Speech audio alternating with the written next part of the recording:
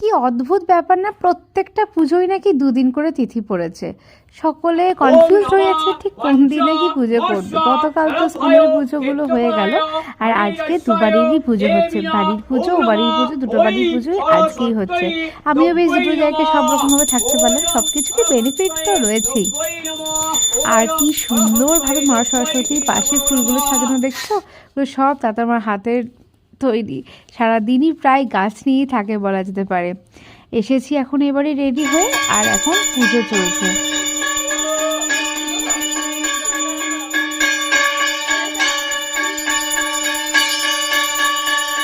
পুজো শেষে এখন হচ্ছে হোমযজ্ঞ। কি দুর্দান্ত লাগছে না? এই হোমযজ্ঞের আগুনের ছটায় মায়ের মুখ যেন আরো বেশি দীপ্তিময় হয়ে উঠেছে।